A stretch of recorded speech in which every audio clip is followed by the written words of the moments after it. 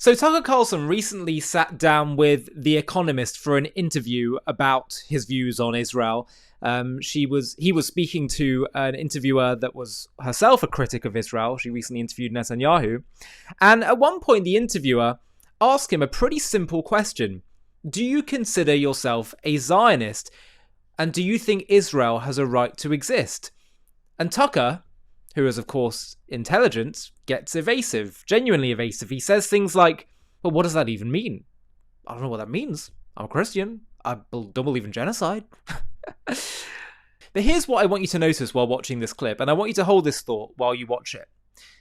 She's not asking Tucker this question about any other country. That's the point. No one is asking the question of a right to exist about any other country. The question only gets posed about one country, one place. And when the parsing starts, when suddenly right to exist requires a philosophical seminar before anyone will engage with it, that tells us something. Anyway, have a watch of the clip and I'll see you on the other side for some further thoughts. And by the way, if you haven't already, please do hit the subscribe button, like, comment, hype our videos. All these things really help to get the video out there and to grow the channel. Have a watch. Do you believe in Israel's right to exist? Would you consider yourself a Zionist in that narrow definition? What does that mean, a right to exist? The existence of the political state of Israel as but it has existed, a right. What does that mean? That you think it should continue in its existence as a state right now. So you do not agree with Iran, for example. Well, let me just ask, since you asked me the question, it's fair for me to get you to define the term so I can answer it. You've asked two questions. The first was, do you believe Israel has a right to exist? And the second question was, do you believe Israel should continue to go on as a nation state? And those are very different questions. So I often hear the phrase... Having been created as a political entity in 1948, does it have a right to exist? Is that what you're asking? I don't want to get hung up on the right to Should it continue to exist? That's how I define narrowly Zionism. Because the phrase you used was devised by the Israeli government. Of course, does it have a right to exist? And so my question to you would be, what does that mean? Why don't you answer my question? It's a very simple question. I don't know what your question is. Are you asking, does it have a right to exist? Or do I want it to exist? Do I seek its destruction? Fine, answer it that way. Well, of course I don't seek its destruction. Okay, I've already said, as you know, because I said it to you, I don't want Israel to be destroyed or have to use nuclear weapons. We've established that you are in that narrow terms of Zionist. If that's how I'm in no sense a Zionist. I don't want any country to be destroyed at all, and I don't want people to die, particularly ones who committed no crime, because I don't believe in killing innocents, period. That's the basis of Western civilization. Eastern civilization is a whole different view. They believe in collective punishment. I don't. So you're in no sense a Zionist? I don't even know what that means. Why don't you define the term, and then I'll tell you whether I am. I've just defined it. What's a Zionist? That a Zionist, in my narrow term, this definition is that the state of Israel, the political state of Israel, has the right to continue existing. The right? Where does that right come from? What do you mean? These are I'm not being a lawyer about it. I just want to know what you're asking me. You answer the question. So as I said before the clip, notice who gets asked this question. And I think you saw it. That back and forth, what does that right even mean? Where does that right come from? That exchange does not happen about France. It doesn't happen about Japan or Saudi Arabia, which has existed as a modern state for about as long as Israel has, and which nobody interrogates philosophically on international television. It happens only with Israel. Every time. And I want to go somewhere with this that I think is important. More important than scoring a point off Tucker Carlson here, because honestly, that's not what this is about. I want to ask, why? Why is Israel the one country whose existence is permanently up for philosophical debate?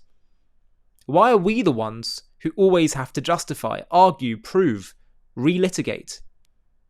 And actually, I think the honest answer, the answer most of us don't want to say out loud, is this.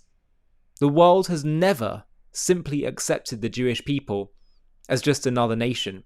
And every time we've tried to just be another nation, assimilate, blend in, make the right arguments, win the PR war, that doesn't work so well. Find the right framing. It hasn't worked. Not really, not permanently. And by the way, I don't think that's entirely the world's fault. Here's something that always stops me. Rashi, the greatest Torah commentator, the very first thing he does when he opens his Torah commentary, when he's talking about the creation story, before he says anything, he asks a question. Why does the Torah begin with creation? Why not begin with the first commandment, the first law given to the Jews? And his answer is, because one day the nations of the world will say to Israel, "You are thieves. You took land that wasn't yours." And the only response we will have is the only one that holds, which is, God created the world. It is his, and he gave it to whom he chose. That's it. That's the whole argument. And Rashi is saying, written 1,000 years ago, that's the only argument that will actually ultimately hold.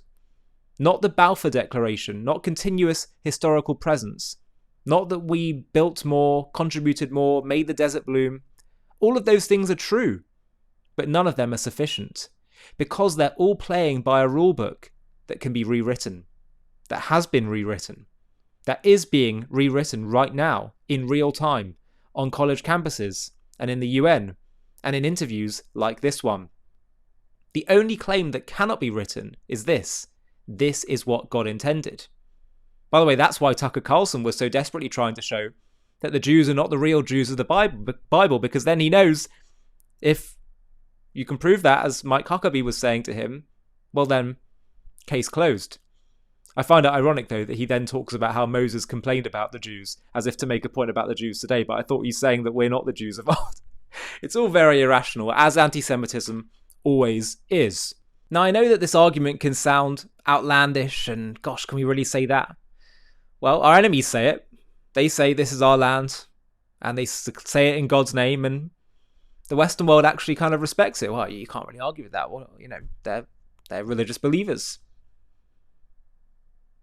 They don't even need to believe that God gave it to us. They just need to believe that we believe it. And that's the question. Do we believe this? And I think there's a connection between how much we've drifted from that answer and how desperate and lost we sound when we try to argue our way to legitimacy with people who have already decided the conclusion. The Torah doesn't just say that Israel is our land. It says we are Am Segula, a treasured nation, a kingdom of priests, which is not a compliment, it's a calling. It means we were never supposed to just exist. We were supposed to be something, a light to the nations, or Lagoyim. There is a reason that we are here. There is a reason for our existence. We're not here just to exist. And that's kind of what the world is saying and feels. When we live for that purpose, the world feels it. When we abandon it, they also feel it. And I think deep down, that's why the question never goes away. Not because of geopolitics, not because of 1948 or settlements or Gaza. Those are the presenting symptoms, but the question has been there since the beginning of Jewish history about the Jewish people's existence. The underlying question the world is always really asking us, even when they don't know they're asking us, is, why are you here? What are you for? And the answer, because we have a right to exist like everyone else, that answer doesn't satisfy them because we are different. It never satisfied them. They sense, even if they can't articulate it, that we're not like everyone else. And they're right. We're not. We were never supposed to be. So maybe instead of spending our energy demanding that Tucker Carlson say the words, we ask ourselves whether we know the answer to the deeper question. Not do we have a right to exist, but what are we here to do? Because when we know that, when we actually live like a people with a mission, and not just a people with a grievance, something will shift. Not just in us, but in them. Just a moment. Have you ever heard someone say, I've got no problem with Judaism or Jews, it's Israel I've got a problem with? Well, we've just created our most important documentary yet, called Zionism and Judaism, The False Separation. Have a watch of the trailer, and if you want to watch the full thing, just click on the link below in the video description. This one's important. I'm not against Judaism, I'm just against Zionism. It's not Jewish, it's Zionism. Judaism and Zionism are completely separate. Judaism is a faith, Israel is a state. You can be Jewish without being a Zionist. Zionism and Judaism is totally diametrically opposed. I'm sure you've heard this before, from protesters, from politicians, from even well-meaning people trying to navigate the Israel-Palestine debate. debate, but I'm here to tell you that this separation is complete nonsense. It's a comfortable lie. The kind of lie that sounds intelligent but collapses the moment you actually open this book, the Torah, the Bible, and study Judaism on its own terms. In this JTV Plus documentary, we're going to tackle this myth head on. We'll actually look inside the Torah and see how in the very first book, Genesis, there's no mention of law or religion. It's all centered on the promise of a specific land to a specific nation. We'll trace how Judaism, not modern politics, but Judaism itself, is structured around one obsessive, relentless, undeniable claim: the land of Israel belongs to the Jews. We'll reveal why the building of a nation in the land of Israel is an indispensable part of the project of Judaism. Why Judaism is not a religion, it's the divine project of a nation in a land. We'll discover how the Torah preemptively answered the colonization accusation that wouldn't fully materialize for another 3,000 years. We'll explore why, if the land is so central, Jews had to spend thousands of years in global exile.